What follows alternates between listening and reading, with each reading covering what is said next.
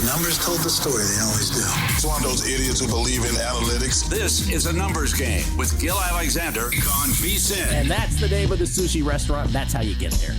Oh, good Monday morning to you. It is a numbers game at VSiN, the Sports Betting Network, VSiN.com, Game Plus, iHeartRadio, YouTube TV, and of course, SiriusXM Channel 158. Gill Alexander back in the fold. Kelley Bydlon alongside producer number 9. So much more than a producer. How you doing, man? Doing great. How are you? I'm good. Let me thank Joe Serralo for being here for 2 weeks. Yeah.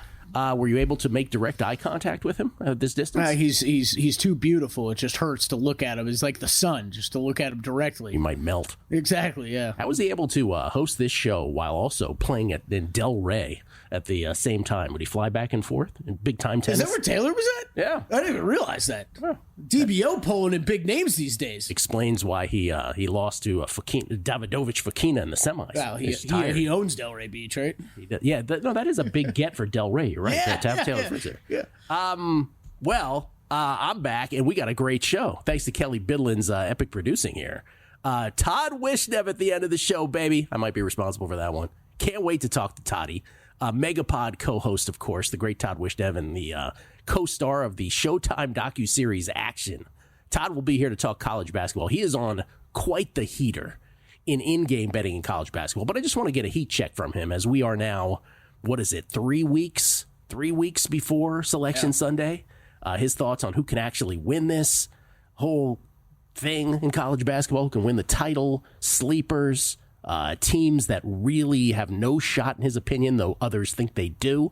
Wes Reynolds coming off a golf runner-up performance. God, does he stink at golf betting. Terrible. He's awful. You mean he didn't have Brian Campbell? Get it home, Wes. Wes Reynolds will join us to talk golf and college basketball as well. We'll talk NBA awards. Carl Sack will join us to talk National Basketball Association. And I will start the show with a couple things. I will do a Major League Baseball season win total coming up. The same segment that gave you the Texas Rangers over 2 years ago when they ended up soaring over and winning the World Series. And then last year, the Padres soaring over.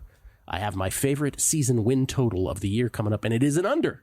Which you have not discussed before, right? I have not discussed it before. Okay.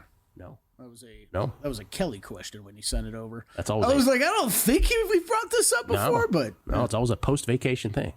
By the way, that sushi thing I do is also now become a tradition unlike any other when I get back from vacation. Mid-sentence. That's right. Kind of thing. Yeah, you guys turn off the mic. I was talking about it. All right, can we start, though? We're back from vacation here. I want to start with the college basketball formula. Are we allowed to do that? Let's do it. All right, so this is a tried and true tradition here on a numbers game.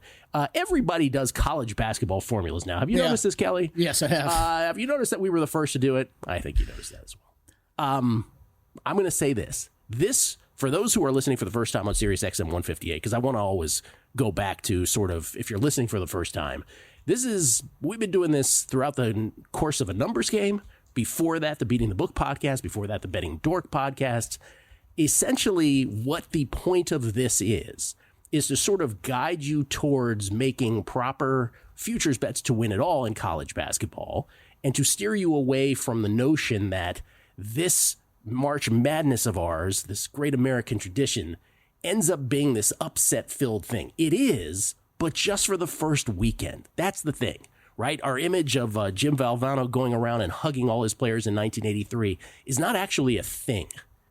It was back then. It isn't now because the chalk ends up rising. It goes chalk McChalkerson when it gets to the Sweet 16 and beyond. And so when trying to identify a potential champion, here are the sort of parameters, here are the criteria that has been met for decades now. We have 6 categories. Let me just review them again for the first time for some.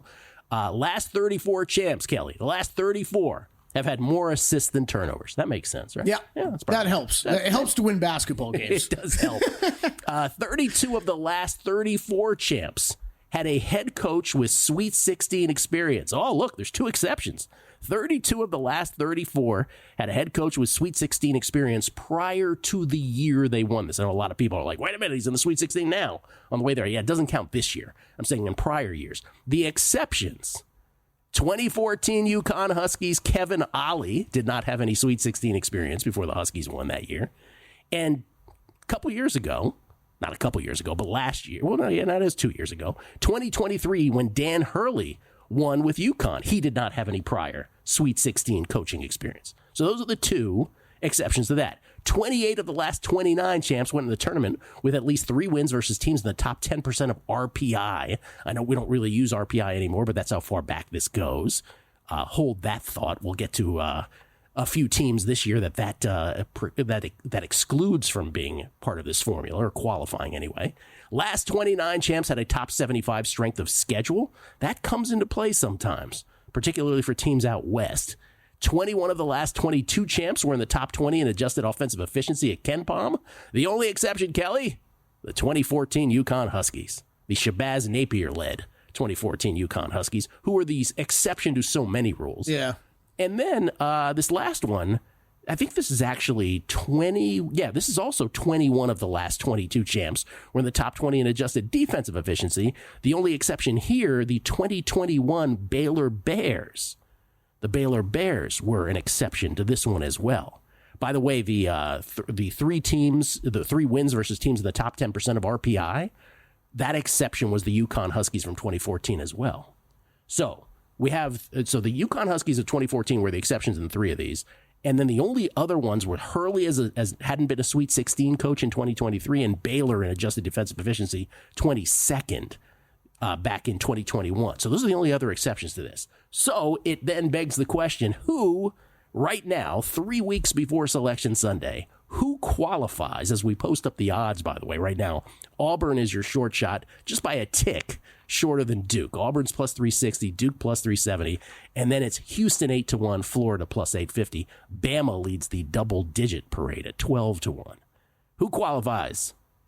Auburn qualifies. 3 teams qualify at this very moment. Auburn qualifies. Bruce Pearl, no surprise to those who have been following college basketball intently this year, that Auburn is the number 1 qualifier, as is Duke. No surprise there. Auburn, by the way, first in adjusted offensive efficiency at KenPom. Duke second, and also 4th in adjusted defensive efficiency at KenPom. They are the 2 easy-peasy ones that get through easily. And yes, John Shire did coach to the Elite 8 last year, in case you were wondering about that. Bruce Pearl, by the way, Sweet 16 at Milwaukee, Sweet 16 twice, and an Elite 8 at Tennessee, a Final 4 at Auburn. Remember that team that somehow lost to Virginia? I think that was the Kyle Guy game, where Kyle Guy got fouled to beat Auburn and hit 3 free throws. And the only other team that qualifies beyond Auburn and Duke right now at this moment, and this is subject to change, is Houston. The Houston Cougars right now, 7th in adjusted offensive efficiency, 3rd in adjusted defensive efficiency. Kelvin Sampson, of course, has been to just a myriad of Sweet 16s, Elite 8s, Final 4 along the way as well, both at Oklahoma and at Houston. Houston's bugaboo up until this weekend was that they had not beaten 3 teams, or had 3 wins, I should say more accurately, in the top 10% of RPI, but they beat Iowa State, who is without 2 of their top 2 scorers. So Houston now qualifies for the top of this as well. So it's Auburn, Duke, and Houston. Now you ask yourself, okay, that's it? Those are the only 3 teams that can win this tournament according to this formula? Well, at the very moment, yes. But as I said, subject to change for some teams. Iowa State barely misses. Iowa State right now 21st in adjusted offensive efficiency at KenPom, 9th adjusted D. So they are really the team that is closest really to being in there, along with, by the way, Arizona, who's 19th and 18th. They qualify in both the KenPom categories, adjusted offense and adjusted defense, but they've only beaten Texas Tech and Iowa State, top 10% of RPI. They still do play Iowa State again and Kansas, so they can play themselves in. Wait, who was that? That's Arizona. Arizona. So okay. Iowa State and Arizona are the 2 teams closest to joining Auburn, Duke, and Houston. Now, if you're asking yourself, what about Florida? I'm sitting over here looking through the other teams. Yeah. Florida, the issue with Florida, and they can't get over, like unlike Iowa State and Arizona, which can actually play themselves into this, Todd Golden has never coached in a Sweet 16 before. So if you believe in that, and again, there's been 2 exceptions, right? Kevin Ollie in 2014, Danny Hurley in 2023. Todd Golden has never coached in a Sweet 16 before. So that's why Florida doesn't qualify. They're 4th and 7th, adjusted offense, adjusted defense. Maryland, 17th and 20th at KenPom. offense, defense, respectively. Kevin Willard has never coached in a Sweet 16. So that's why they don't qualify and can't. And there's a host of other teams, Texas Tech, Grant McCasland has never coached in a Sweet 16. Michigan State is very close, by the way. And Michigan State, of course, with Tom Izzo. Has he been there? A couple times. Izzo, by the way, a champ, a runner-up, 6 Final Fours, 2 Elite Eights, 5 Sweet 16s. Yeah, not bad. Yeah. So you got Bama. I'm just over on Ken Pop. So Bama outside because of the defensive rating, Well, right? let me go through these systematically. Oh, okay. So Michigan State 23rd and 12th. So if Iowa State and Arizona are the closest to joining Auburn, Duke, and Houston, Michigan State's right behind them as well, right? 23rd and 12th.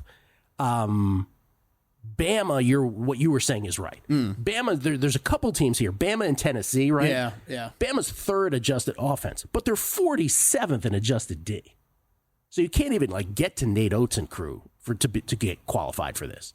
Same with Tennessee at this point, because Tennessee's 29th. That's tight, though. It's closer. 29th in offense, first in defense. First in D. Yeah. But the problem is, if you can't put the ball in the basket, it's trouble. You can't win 6 games in a row in a tournament.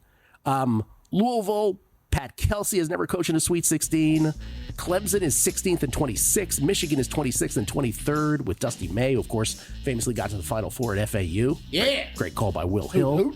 So it's Auburn, Duke, Houston, with Iowa State, Arizona, and Michigan State the closest on the outside looking in. We'll update this every Monday. By the way, shout out to NJNY on Twitter for doing his own thing on this as well, keeping himself updated and keeping the folks on Twitter updated on this. Coming back, Major League Baseball season win total next on A Numbers Game.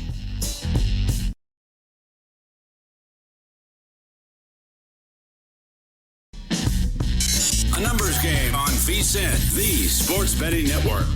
Let's start off with a blanket offer here. VSiN Pro subscription. Your intro offer. Sign up now for as little as $9.99 at VSiN.com/subscribe. What does that include? Well, daily best bets from every host, every guest, every sport on the network. Exclusive betting splits, upcoming March Madness betting guide, all of our betting guides. That's just for $9.99, as little as that at VSiN.com/subscribe. Check it out. Were you happening to watch any college basketball yesterday? You see the UConn St. John's game by any chance? Yeah, I saw a few minutes of it. There was this moment in the first half. I don't know if anybody caught this, but Gus Johnson. How do you feel about Gus Johnson these days? I love him. I know there's a lot of mixed feelings, but you know what? Gus brings that energy, and I love it.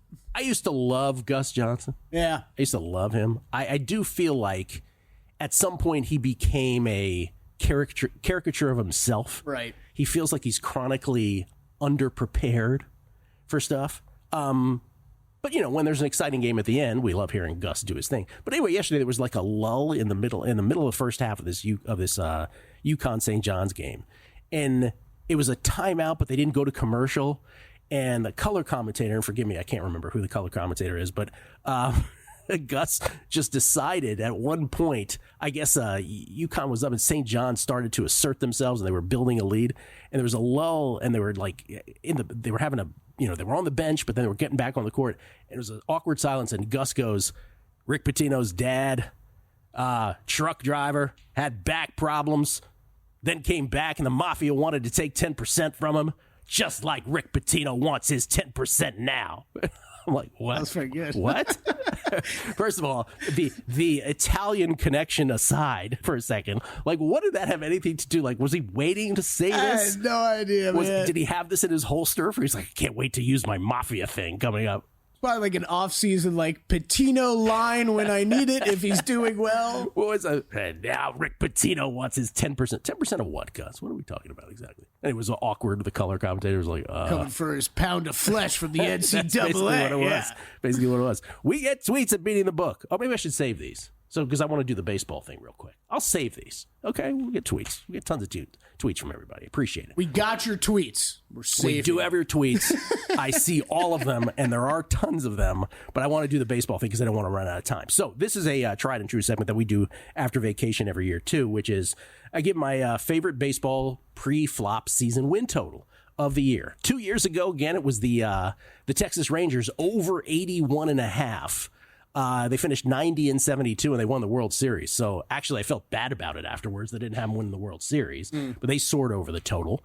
Padres last year over 81.5. They went 93-69. So again, you beat one by 8.5 games, beat last year's by 11.5. This year, I'm going under on a particular play.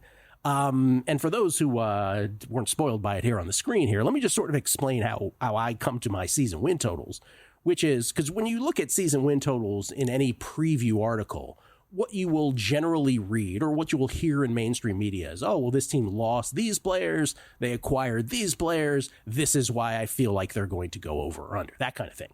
And look, there's nothing wrong with that. It's valid, obviously, but I have it ranked sort of third in when I do things. It's like the third thing I talk about. The first couple things are sort of how serious baseball handicappers go about this kind of stuff. And the beauty of baseball season win totals, more than any other sport, is that it's 162 points of data, right? 162 games. So you can overcome negative variance if your handicap is good, right? Unlike professional football, where you're only playing a 17-game season, unlike college football, God forbid, where you're playing even fewer games, if you have a bad few weeks, your bet is sunk more often than not. Baseball, you can have a bad month, you can still overcome it and still win if your handicap is good. So the first thing is, and that's why we keep doing it every year, and it's one of the best sort of betting vehicles to this day. The first thing is, with baseball teams, there is something called the Bill James Pythagorean theorem. This is not the Pythagorean theorem you learned in your geometry class, Kelley. Mm-hmm. A squared plus B squared equals C squared, by the way, for those of you scoring at home. You knew that. Is that what triangle again? Yeah, that the triangle, right? Yeah, but which triangle? Which type of triangle? Oh, was that the isosceles triangle? That's what I can't remember. Isosceles? Anyway, it's not that. I know what we're talking about, though. And I'm going to spare you the Bill James Pythagorean theorem. But essentially what it is a team scores this many runs given a season. They give up this many runs, and there is a tried and true formula. Talking about tried and true formulas from the college basketball segment before, where you can then translate that to an expected win percentage and therefore an expected record. Every year, teams overperform or underperform their actual expected record based on runs produced and runs allowed in the final standings. So last year, for instance, let's talk about the Pythagorean theorem. So it's very easy. It's just runs produced, runs allowed. The biggest overperformers in the 2024 baseball season were the Tampa Bay Rays and the St. Louis Cardinals, who overperformed what their record ought to have been by 7 runs. By the way, this graphic is a little confusing because what their record is posted. Their last year's record is posted on the left. What their season win total is for this year is posted in parentheses.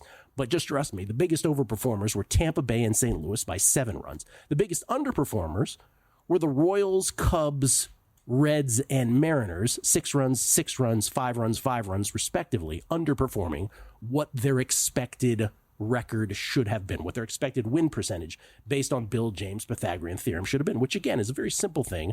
Runs produced, runs allowed. This is what your record should have been. This is what you ended up. Now, that's one level of it. What that doesn't explain, that explains you scored this many, you gave up this many, this is what your record ought to be, but it doesn't explain how you got to those runs, how you got to those runs allowed. And that oftentimes is referred to as something called sequencing or base runs. There's all kinds of variations of this. And what it essentially is, I always use the most basic thing, which is, just to give an example of that. Let's say you have, let's say in a given half inning, you have 3 walks, a home run, and 3 strikeouts. Okay? Mm-hmm. All right, let's say you're on offense. If you have the 3 walks, then you hit the home run, and then you have the 3 strikeouts, you get 4 runs. But if you have if you have the home run first, and then you have the 3 walks and the 3 strikeouts, you only get 1 run. So essentially, based on the events of any given half inning, both on offense and defense, there is an expected run value. And sometimes you get super lucky about over the sequencing of that. Sometimes you get unlucky, and that's over a course of a season, both offensively and defenses. The most fortunate of all of those teams in the year 2024 was by far the Cleveland Guardians. Yes, can I call them our Cleveland Guardians? Sorry, Adam Burke, stolen for 2 months. The Cleveland Guardians were 11 wins better based on sequencing than they ought to have been. Texas was the next closest, 6 wins better than they ought to have been. By the way, the least fortunate, Chicago White Sox by 9 games, even though they stink. They were worse than they should have been. Boston, Seattle, and the White Sox also in that list. So what does all of that mean? What it means is then based on these kinds of things, while the average article or news story you hear about projected, previews of Major League Baseball teams projected into the coming season talk about, well, they acquire this player, they are losing this player. They don't start at the proper baseline. What this allows us to do is start at the proper baseline. So my favorite play this year, cutting to the chase, is the Cleveland Guardians under 82.5 for a team that won 92 games last year, went 92-70, and who, by the way, we famously had for most wins in March, April at 65-1, and we came one out short of winning that. We had them for the most wins in the month of May. We came one win away from winning that. Love the Cleveland Guardians last year, but part of knowing them as intimately as we did is that this stuff checks out. The Cleveland Guardians, while their season win total has been adjusted, to me it has not been adjusted enough.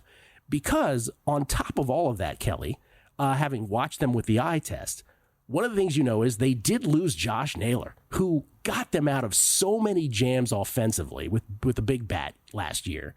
And they also lose, by the way, they lose Naylor to the Diamondbacks. And they lose Andres Jimenez to the Blue Jays. Andres Jimenez is a 3-year-in-a-row Gold Glover at second base, who was also a clutch hitter at times too, but they really lose the defense. So with the Guardians, the problem is that they are a team that had really average, and I'm being nice, starting pitching last year, and a bullpen that bailed them out time and time again until they didn't, by the way, towards the end of the season and then in the postseason. But essentially a formula in baseball where you have, average at best, and again, I'm being kind, starting pitching, an elite bullpen for a season, timely hitting. They were top 10 in runners in scoring position last year. They were middling, average, 17th in WRC plus, boosted by a rare one-year blip, by the way, it should be mentioned in ballpark factor at Progressive Field. Their starting pitching ranked 24th in fielding independent. That is just not a formula that is sustainable. And I'm going under on the Guardians. Under 82.5 is my favorite Major League Baseball season win total of the year. I think it's been adjusted, sure, but not adjusted enough for all of those reasons. And by the way, at places like DraftKings, you can bet ranges. 74-79 wins is at plus 320. I don't hate that bet at all. That's my favorite Major League Baseball season win total of the year, as we do this year and year ago. I know the Baseball Manifesto I used to write had many of these, but we've just sort of whittled it down to a favorite these days. Coming back, Carl Sack on the NBA. It's a numbers game at VSiN, the Sports Betting Network. A numbers game on VSiN, the Sports Betting Network. Want to boost your edge with Edge Boost, the financial platform for smart bettors. Cashback rewards, no usage costs. By the way, Edge Boost, the first ever bank account built for bettors, ensuring all gambling transactions are approved. No usage fees, no minimums. Earn cashback rewards. 100% approval for all betting deposits. That's 100% approval for all betting deposits. Sign up today at edgeboost.bet with promo code ANG. What's that promo code, Kelley? ANG is an A numbers game. Deposit $25 and Edge Boost will match the deposit. That's edgeboost.bet. Promo code ANG. Check it out. We do get tweets at Beating the Book. I promised I'd deliver. Thank you all for the kind tweets. Where do we begin, Kelley? Let's begin at the start, shall we? This is from Teasers and Parlays. Gil, coming off a much-deserved vacation and baseball opening within a month means one thing. Most monthly wins are back, baby. Oh, I cannot wait for this. This was the greatest thing last year, the monthly wins. We gotta have odds posted, right? I looked briefly yesterday and I did not see any, but maybe I wasn't looking in the right place because I didn't scour. But I looked at one spot, it was not there yet. Yeah, I don't see it. DraftKings yet. But yes, we will do it March, April, May, June. It was the most fun thing we ever did with baseball. Jesse Welch, hey, Kelley, when you go to bring Todd Wishnev on today, make sure you don't call him Todd Worrell by mistake, although I'd love to hear exactly what he got for winning the Rolaids Relief Award in 1986. Yeah, you missed me calling the wrong John last week. That was entertaining. What do you mean calling the wrong John? Oh, we had a guest slip up last week, and I saved the same number for two different guys with the first name John. So Gill and I have not talked about this off air at all. I think I saw this and it crept into my... So, I'm texting John Fanta, and I'm texting with him, booking for guest spot. Hey, John, how you doing? I am good, great. Yeah, blah, blah, blah. We bring him on. We're talking off the air with him before. Hey, John, how's it going? Blah, blah. As soon as we bring him on there, I'm not John Fanta. This is John Martin. That's outstanding. It was as, I mean, I've had worse producing mistakes in my life. That was as bizarre and odd of one as I've ever, bizarre of one. You should just continue that as a John bit. So when you invite Legesa on, bring like Von Tobel on. Oh, and it was act like you're talking to Legesa. You know what? The audience had a great time with it. I got a lot of tweets all the way. What was funny is we ended up having, including John Von Tobel, we ended up having John's every day that week on the show. So it was like, yeah, the audience was having a lot of fun with that. 3Jack H3131, welcome back from vacation, Gill. The Joe Serralo did a fine job covering for you, and Kelley came up with a new segment called Which John is on the phone. Happy Monday to you and all of yours. Ryan Hyatt, great to have the old pro Gill filling in for Joe Serralo on a numbers game with Kelley. Don't worry, Gill, just be yourself, and Kelley will handle all the 70s, 80s pop culture references. Let him play to his strengths. You'll do fine on the big stage. J Law, welcome back. When will you be releasing your best MLB win total this year? Just did. Jason H11, welcome back, Kelley. Kelley and Joe did a great job in your absence. What's the tennis landscape looking like the next couple of weeks? 5 tournaments globally going on right now. I have a couple tennis picks, by the way, coming up for later in the day, which we will get to. And then in 2 weeks, Indian Wells, tennis's 5th major. Cannot wait. You going? I'm going, baby. Nice. First weekend I'm going. Can't wait. Let's talk some basketball. Carl Sack joins us, everybody. You may know him as the NBA guru from his Dr. Bob days, but these days he is applying his trade at killercappers.com. We check him out now, courtesy of the Progressive Guest Line. How you doing, man? My name's Carl Williams, not Carl Sack. Yeah, there was a lot of these jokes, Gil. There was a lot of these jokes. Thanks for playing along, Carl, on that.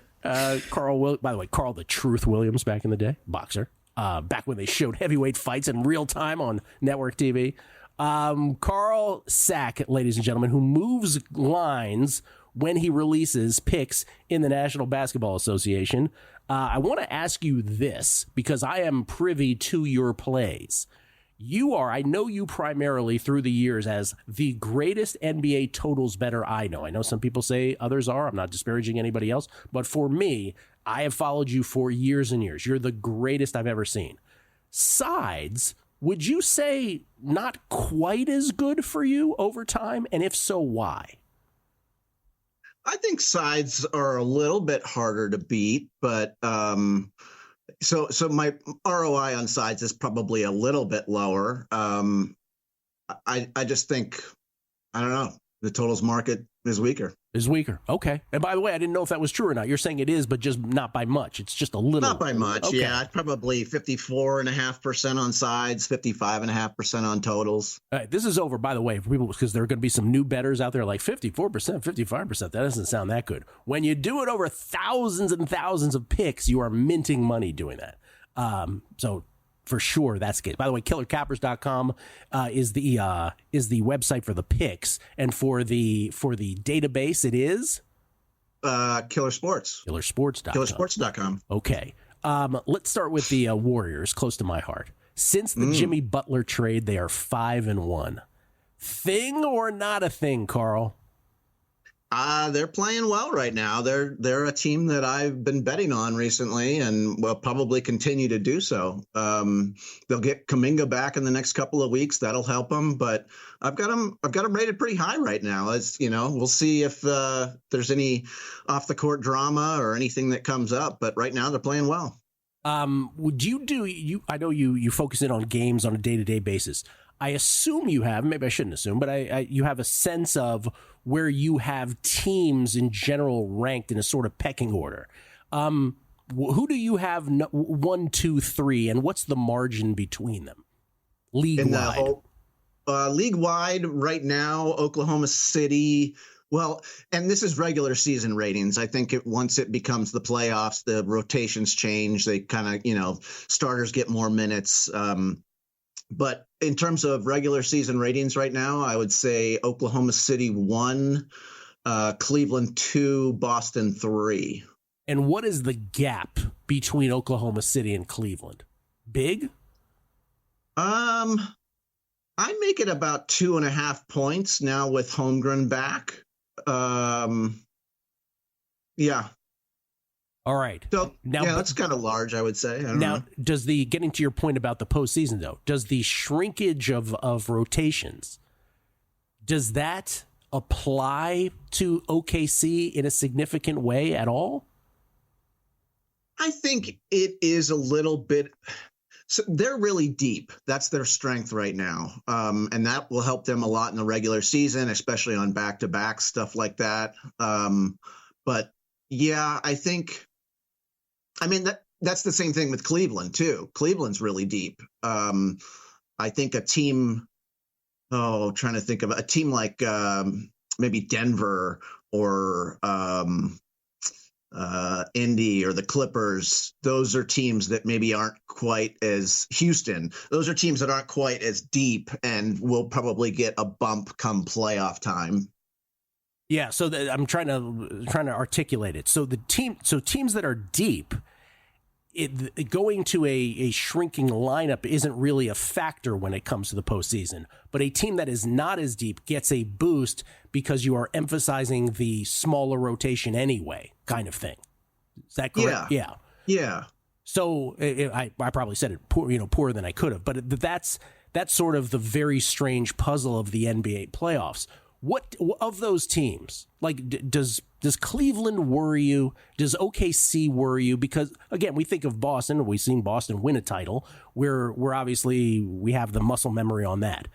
Do you buy into the fact that OKC is, because the mainstream media will be like, well, they're young, they haven't gone far before, they haven't flirted with the promised land. Cleveland, maybe they're just a regular season juggernaut. Which worries you more?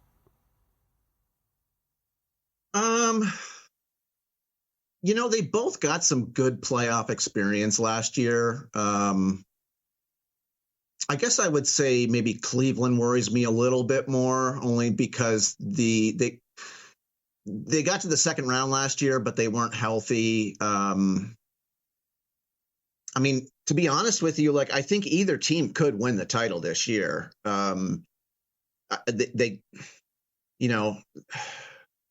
Is there a bet for you right now on title winner? No, I don't get too much into futures. Yeah. If I had to, I would maybe take a flyer on Cleveland to win the East. They seem to be, last I checked, they were really plus money. And they're looking like they're going to have home court right now. And I think that if it ends up being Boston and Cleveland in the East Finals, it's going to be a really good series. Yeah, I feel like for being the best, for having the best record in the NBA, we're still kind of all sleeping on them in a contextual kind of way.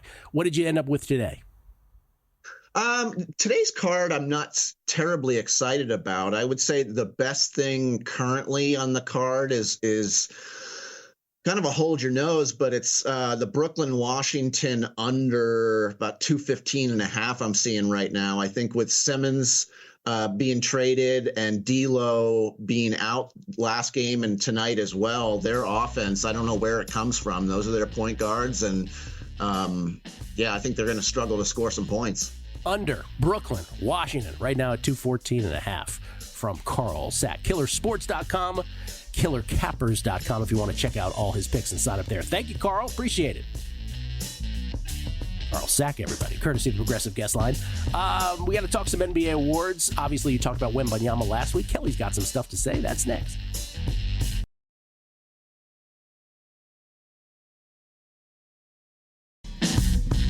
A numbers game on VSiN, the Sports Betting Network. Take your betting to the next level with First Bet. Whether it's Santa Anita, Gulfstream Park, or the road to the Kentucky Derby and Preakness, First Bet puts the action at your fingertips. Sign up now at firstbet.com. That's the number 1stbet.com.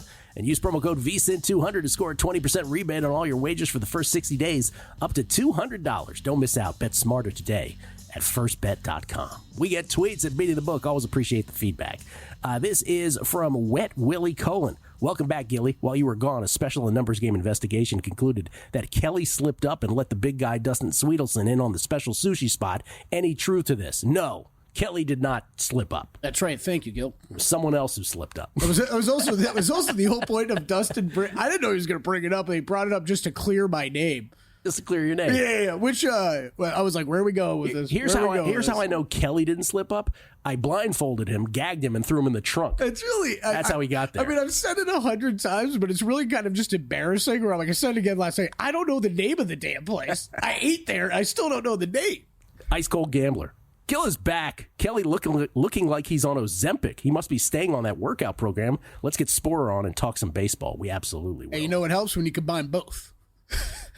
Working Ozempic out. and workout. Rick Ollier. Yeah, you're looking great, man. Oh, what are you down to, like 2 bills almost now? Oh, I wish. Okay. 248. Let's go. Down from 316 in December 2023. Good for you, and you did it slowish.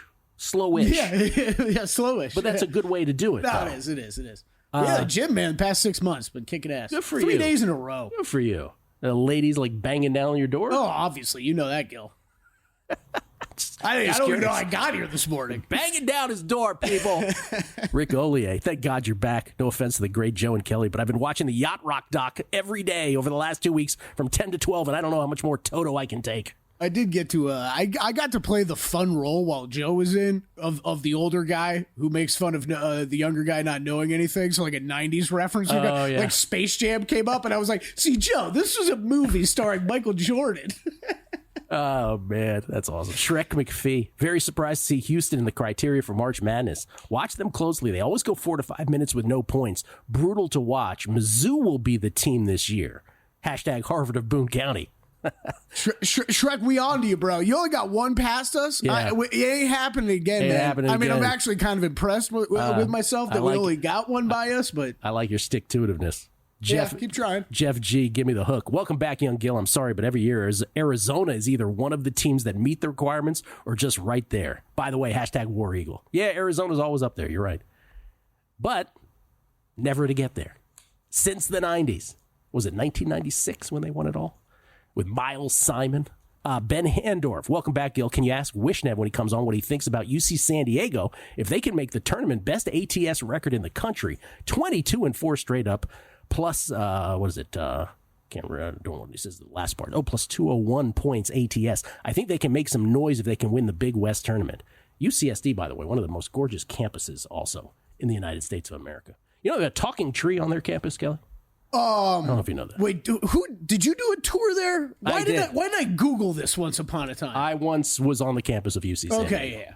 And I was like, there's like a whole wasn't there like a library and a tree or something? That's a whole thing. It's like absurd. I remember Googling it and being like, this is ridiculous. I would have flunked out in one semester. It is so nice. I'm not wrong, though, right? It's like a whole building's in a tree. I don't know if the whole building's in a tree, Like but there's a talking in a tree. Like you just walk around and the tree starts talking to you kind of thing. Oh, okay. I Anyway, don't know if it's beautiful is the point. Anyway, we'll get to more of these because I want to get to, obviously, the biggest story when I was gone was Victor Wembanyama. Because so many of us have bets for Victor winning Defensive Player of the Year. Obviously, he will not now. He did not play the required 65 games before he was diagnosed with deep vein thrombosis in his shoulder. And so he is done for the year. And so it did all kinds of things with the betting market, which we'll get to. I just want to have the serious part real quick because you know how much I love an opportunity to talk about injuries like this. Yeah, I was like, where's Gill when you need him? Here's the thing. This is a very serious matter because the thing about blood clots is the worst thing that can happen is it becomes dislodged and then goes in your bloodstream and plants itself on your lungs. And it becomes a pulmonary embolism, which is what happened to me the second time I ruptured my Achilles. Dislodged, blood clot dislodged, flowed up my bloodstream. I had a saddle embolism, and they said 24, 48 hours, if I had waited longer, I would have been a goner. How long after your injury did that take place? Great question. I had the surgery, because the injury doesn't matter. It's the surgery that causes it, right? So I had the surgery on a Friday, did a week of a numbers game. Yeah. Came back the following Monday. So 10 days later, I realized I couldn't finish my thought or I had to throw it to Parles earlier than I wanted to or to a guest earlier than I wanted to.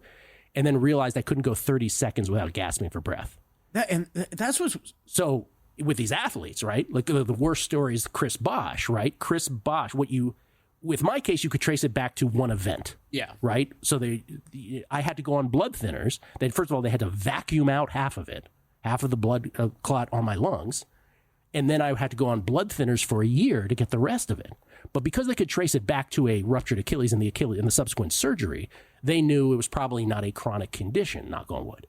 Chris Bosh had to retire because he had a chronic condition of this. So the hope with Victor Wembanyama and the belief is that this is not going to be a chronic thing, knock on wood, hopefully not, because you'd have to end your career. Because you can't, not only that, but like if you got cut, you would bleed profusely, that kind of thing, right? Yeah. I mean, what they say is basically the blood. Once you're on the blood thinners, if you're on them for, it's just ridiculous. Like Brian Windhorst did a great job breaking this down because much like you, he had suffered the same thing, and he'd been covering all these athletes. So we've seen this in recent years. Brandon Ingram right around the same time, just a few years ago. Asar Thompson last year.